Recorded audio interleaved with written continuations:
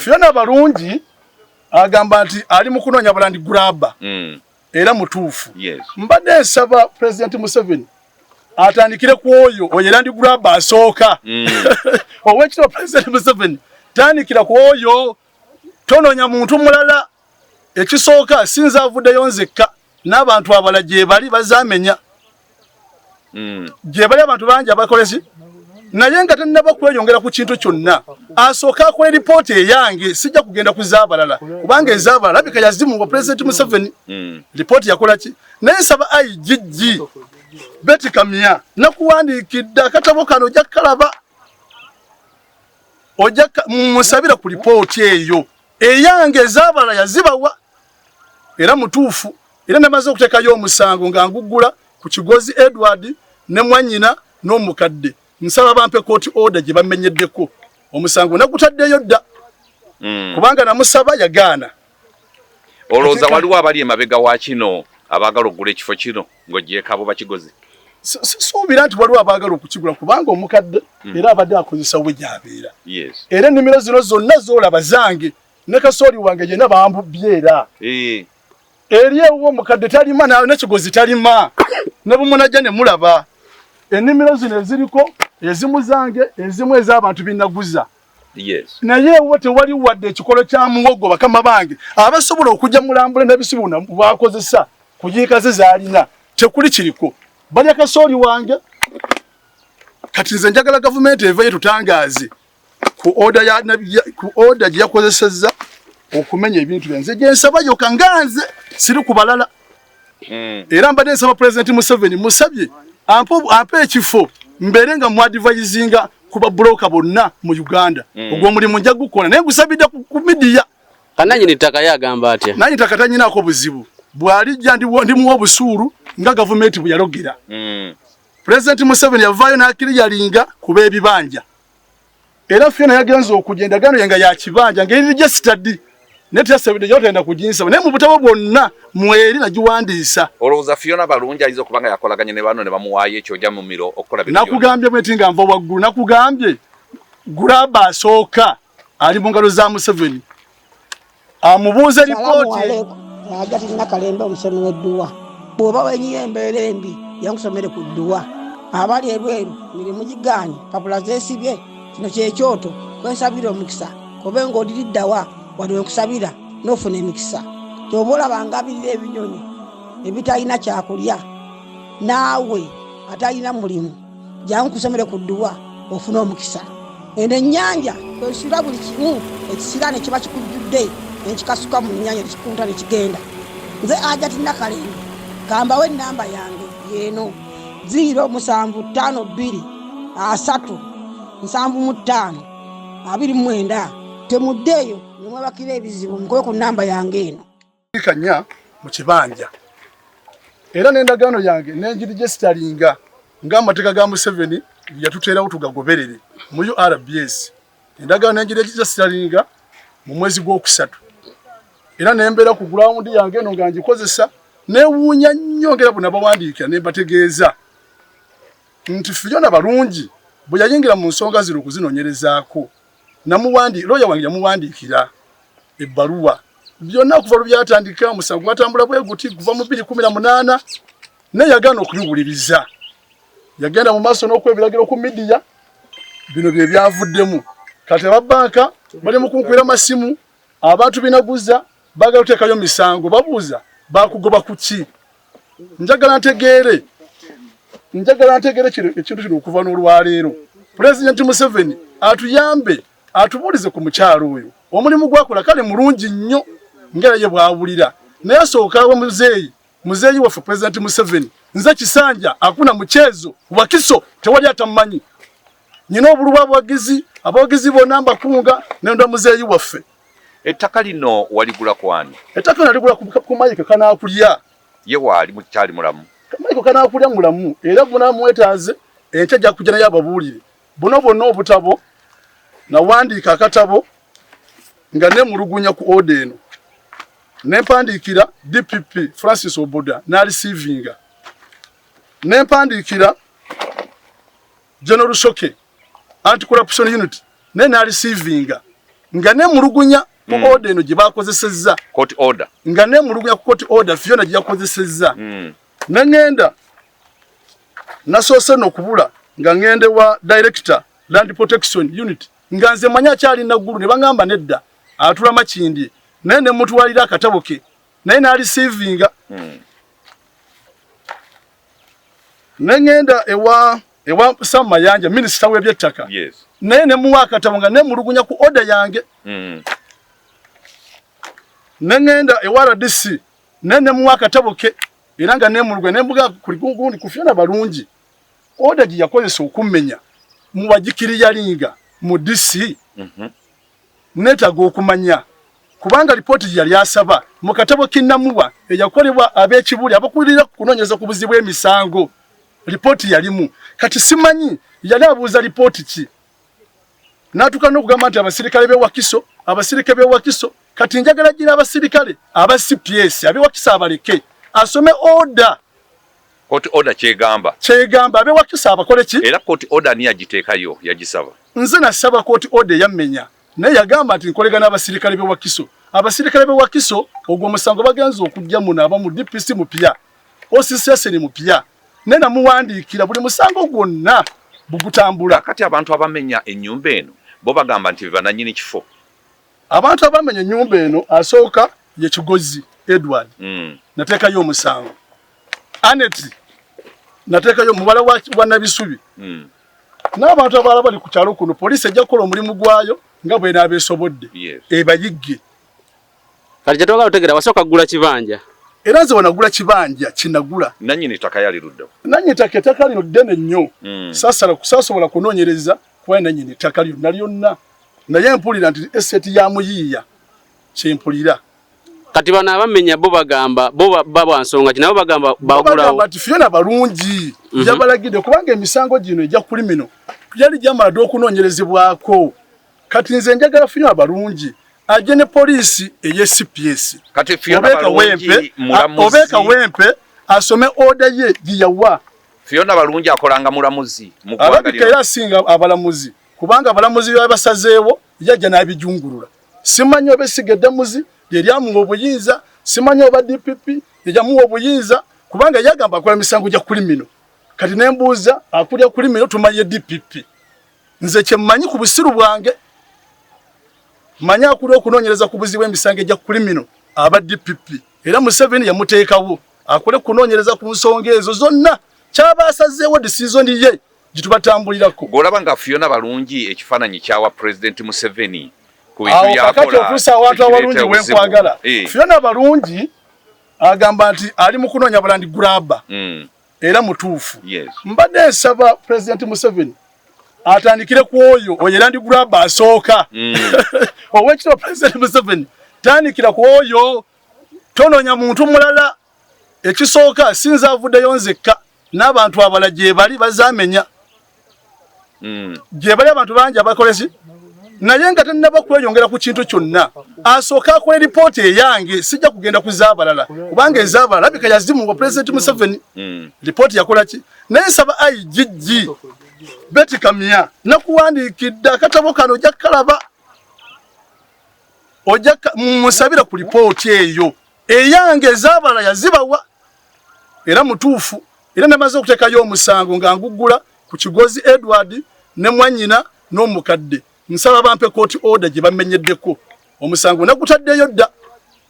kubanga namusaba yagaana olowooza waliwo abali emabega wa kino abaagala okugula ekifo kino ng'ogyekabo bakigozi suubira nti waliwo abaagala okukigula kubanga omukadde era abadde akozesa we gy'abeera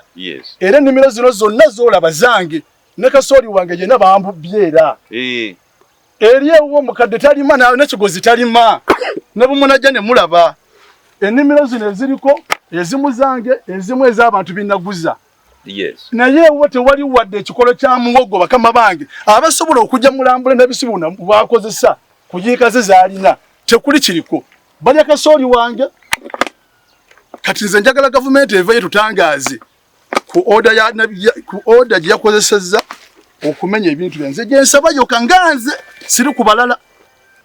era mbadde nsaba President Museveni musabye ampe ekifo mbere nga mwadvisinga kuba broker bonna mu Uganda ogwo mulimu nja gukola naye gusabidde ku media kananyi nitaka yagamba atya nanyi takatanyina ko buzibu bwali jandi ndimu obusuru nga government buyalogera President Museveni yavayo nakiri yalinga kuba ebibanja era Fiona yagenze okugenda gano yenga ya kibanja ngeri registered nete sabide yote enda kujinsa ne mu butabo bwonna mweri nagiwandiisa olowooza Fiona Balungi alizo kubanga yakolaganye ne bano ne bamuwaayo ekyo jja mu miro okukola bino nakugambye mwetinga nva waggulu nakugambye gulaba asooka ali mu ngalo za Museveni amubuuza ripoti eyange yokka nze gye njagala ebirala sibimanyi kubanga nze simanyi mirimu gye sinze namulonda sakola ki akole emirimu gye Museveni gye buli muntu bamuleke mu department ye babroka batweke mu department yaffe baba kakola bwe bati nga kino kijja baba kola kino kijja katukole ki kubanga bakulira obwegugumbo office ya Fiona ye kulira obwegugumbo ku byettaka zine ensonga zagwadda kati akomezaawo ate buto obwegugumbo bw'ettaka era nebazanyo RDC mbabazi ensonga zino bazitwala ebuwe ne muwa report nagamba tambule ku report kiyagamba eya police ne kyave wa DPP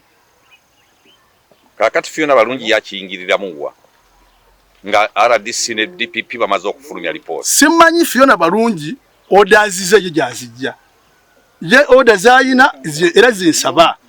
sinakana na nsabe kitu kimu nsaba order ye yokka eyamenye tuli ku lutalo order yokka kwa yazze ku media aveyo anyonyole gwanga kakati okomyewo okweddiza ekifo esawa zino okomyewo ku ground era ndi mukudabiriza enyumba gibamenya abantu bate balina bubasula ababadde babeerawo naye mulinze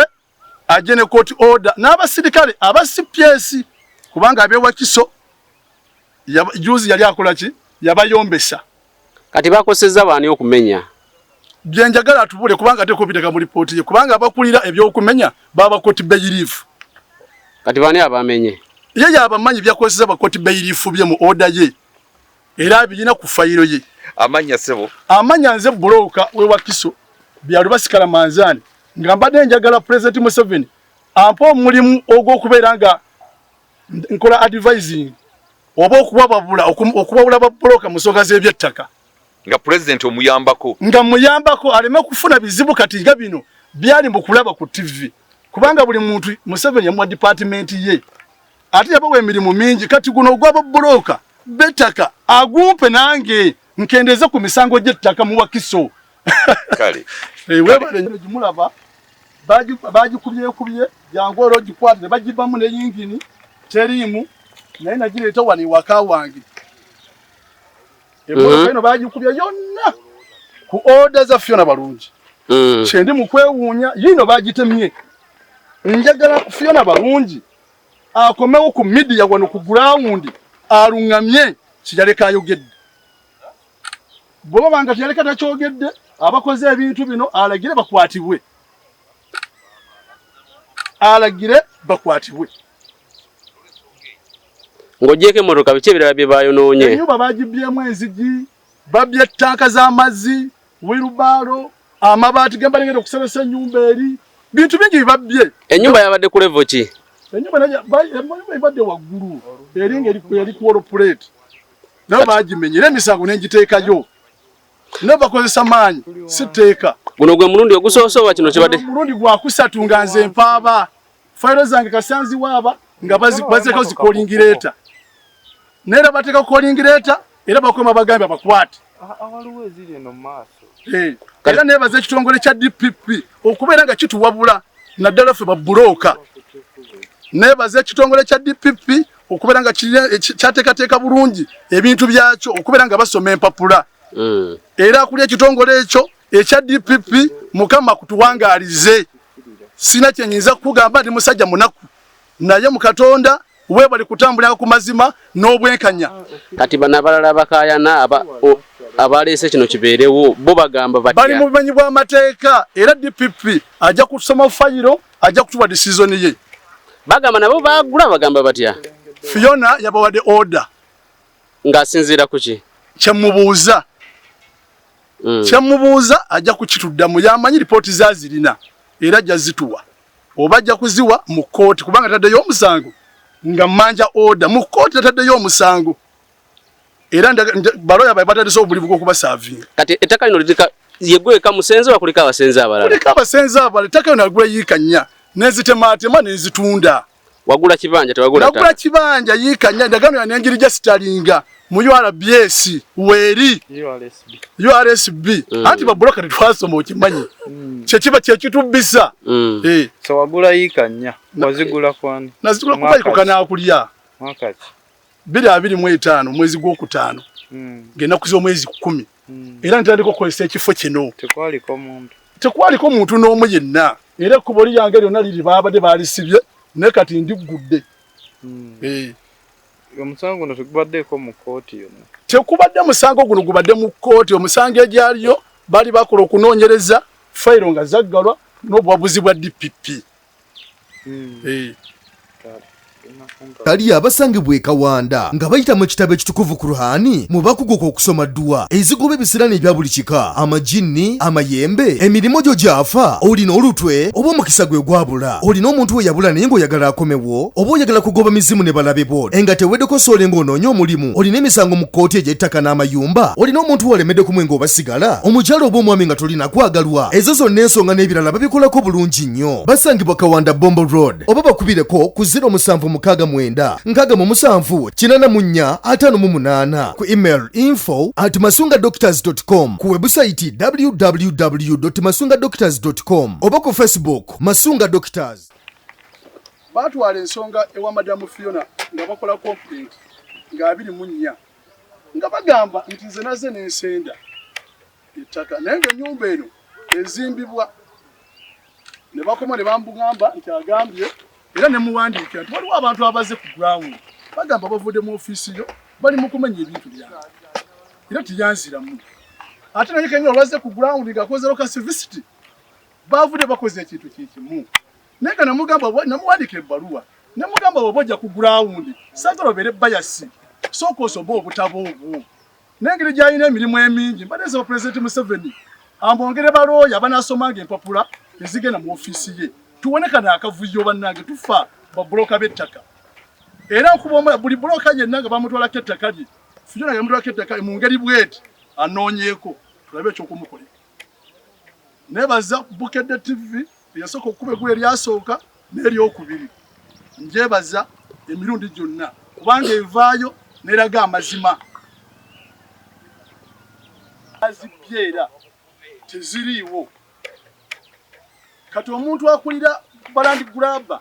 tewali mulala ye Fiona atuwe ku mpapula toyinza kulya muntu walina biwandiiko bye nojja n'osalawo mu lunaku lumu lokasivisiti n'ova ng'ogabye n'ettaka ekyo tusaba Ssaabalamuzi wa Uganda Owiny-Dollo naye akitunuulire tubeere nga tufuna embeera ey'okulambikibwa mu mateeka. Ssaabalamuzi wa Uganda Owiny-Dollo mukama waffe vaayo tulambike obone atwala obuyinza bwo obwenkomeredde. Saagala kwogera bingi naye ndi mu nnaku ey'ekitalo simanyi na bwe ngenda kukola kubanga ndi mulooni bintu byange byonna byonooneddwa. Kati Fiona balungi tomutute mu mbuga z'amateeka ye ng'omuntu omuwaabire. Kikiza Steven mukulu kanaakulya yanguza wano ikanamba wano wa Eruji yanguza ikanamba Ruji district yawa Kiso yatuguza wano nanguza yika $1,500,000. Yakuza kibanja ttaka si kibanja yanguza yika $1,500,000 ttaka. Ng'ekyasooka nasooka n'enzija nga banambuza ettaka lino kyalitunda ne mpulira ezo entalo eziririko nga bakayana n'ow'ekibanja be bayita famire y'abakigozi. Bwe tuddayo kanaakulya ne tumubuuza n'atuleetera bwino yenna tikigozi azampa waabira wonna nga bamusaba obwannannyini bw'ekibanja nga tabulina. Na kanaakulya moye agamba bo kitaabwe yawa taata wa kigozi yika 3.5 era ze bamanyi era ezo yaziwerako ne busuulu n'endagaano yazo ne bagimukolera. kakati nga bwomanyi ndowooza ebyekyalo baneiba kino kyonna kibira n'agira ng'akola ki alimirako kakati oluvannyuma n'ayagala okukyefunza bannannyini kwe kuvaayo bawaabye yonna wonna balina lipooti eziragira ddala nti bakigozi bakoma mu yiika 3.5